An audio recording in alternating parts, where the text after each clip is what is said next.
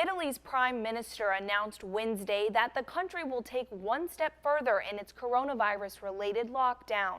He said most commercial and retail activities in the country will stop, with the exception of grocery stores and pharmacies. Agricultural sectors and factories will also continue to produce food and products while complying with hygiene and health regulations.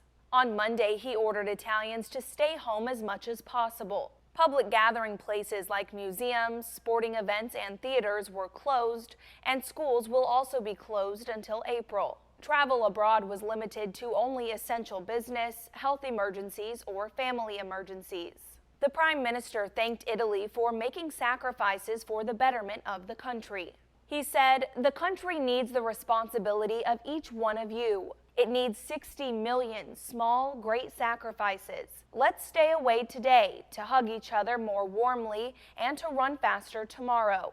All together, we will do it." As of Wednesday evening, Italy had more than 12,000 confirmed cases of the coronavirus and more than 800 related deaths, according to Johns Hopkins University.